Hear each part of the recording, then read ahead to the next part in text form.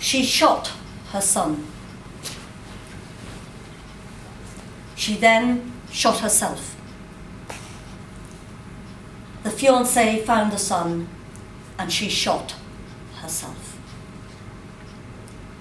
Madam Toastmaster, fellow Toastmasters and guests, we have a dilemma at Dunmore. Dunmore Gardens is a wonderful wedding venue. It's truly beautiful. But 80 years ago, there was the double suicide and the murder in the gardens at Dunmore. My question to you is, how do we reconcile this? If you were to be marketing manager at Dunmore, promoting it for weddings, how do you deal with 2 suicides and a murder?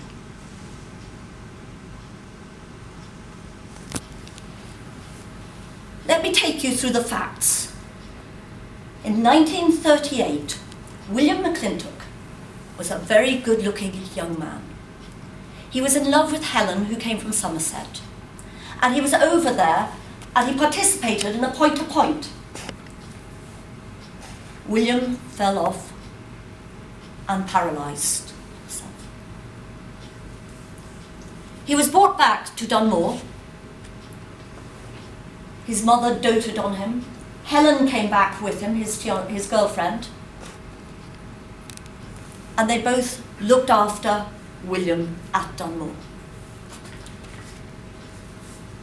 William was actually very happy, and he proposed to Helen, and they were to get married on William's 21st birthday in the little church in Carrigan's.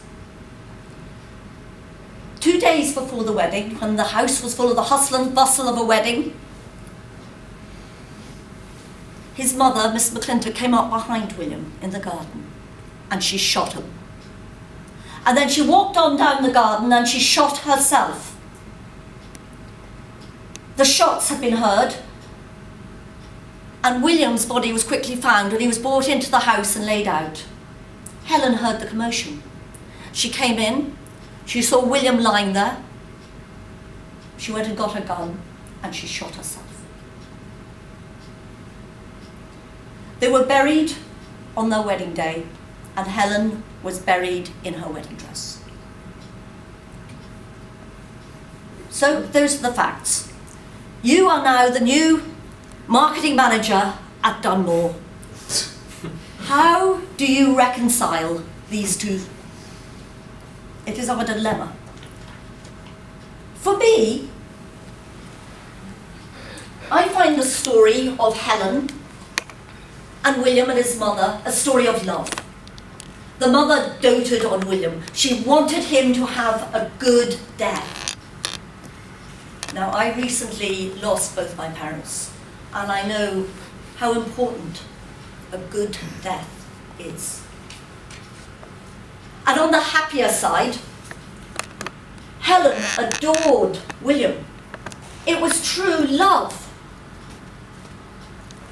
This is a true Romeo and Juliet story, the star-crossed lovers. It is worthy of Shakespeare. Said of Juliet, "O happy dagger, this is thy sheath, there rust, and let me die." She took her gun and she lay down beside him. She could not part with him, her love was so strong. So to me, this is a story of love.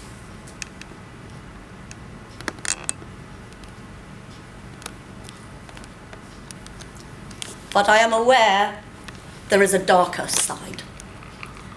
In fact, any time we promote Dunmore and we put something in the Derry Journal or the Belfast Telegraph, and it can be a lovely, happy story of fairies in the garden, the journalists always have to bring in a paragraph about the house of death. This is the 3 coffins being buried. And I'm aware that when we have of the reaction of brides and their families. Very recently we had a gardening group come along, and they found the bride's mother who was just preparing for the wedding, and they were absolutely delighted to tell her all the gory details, including that she was buried in her wedding dress. The bride's mother was not happy. She raged up to us that we had not disclosed this story. Similarly, we had a bride from St. Johnson. She knew very well the story. She was very happy to get married at this wonderful wedding venue.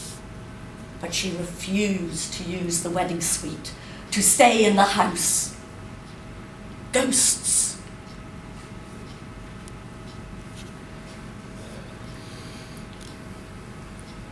So we reconcile this.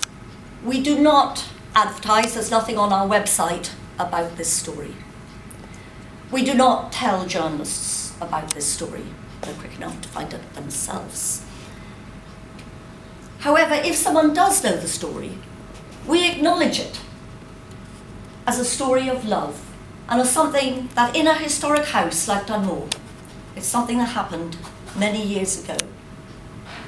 But I ask you, how would you deal with this story of 2 suicides and a murder? So I'd actually like now to throw this to the floor. Is there anyone who would like to ask me a question, or I will pick on someone as to how they would like to deal with this? Brian, you're looking industrious and you know Dunmore.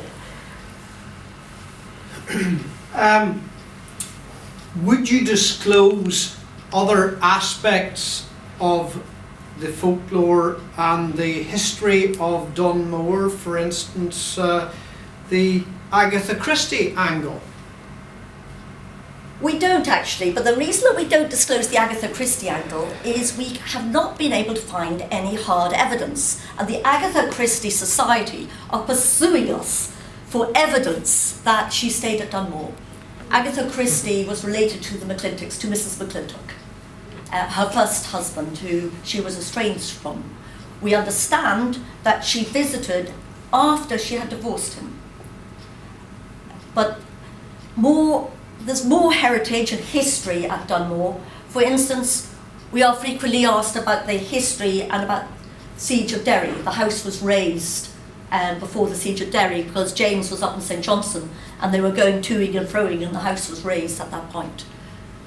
So my answer to your question, Brian, is we usually respond to questions but we don't bring them up. Anyone else? Well, a bit of a positive spin has been put on in terms of it was 2 suicides and it was all out of love. I'll just relay another wedding back in Australia where the mother of the groom felt left out of the organisation of the wedding, and in the middle of the wedding ceremony she walked up to the altar and she plucked all the flowers out of the lapels of all the groomsmen and the groom itself and threw them on the floor and walked out. So I'm just thinking there may be a different angle to this as well, that the mother was maybe feeling she was losing something here in this story, rather than being a positive spin. So to answer the original query, I think it probably should be explained that this event did happen and there's different interpretations you can probably put on it.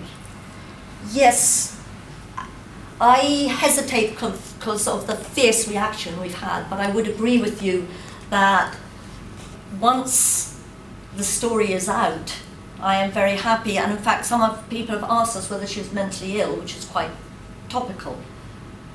But it's awful to compare someone who is paralysed to an animal. But I have made the decision myself, when I've had an animal that is still healthy but is dying, to give it a good death. And when my father was dying, he couldn't die. Medical was so good. He should have died. I would love to have been able to give him a good death. And maybe that's rather morbid, but that is my quite strong feeling, and I prefer, and it's only an understanding and interpretation, I feel the mother's love for that child. So thank you very much for listening to the Dunmore Dilemma, and thank you very much for your participation. Thank you very much, Anne. That was intriguing, I must say.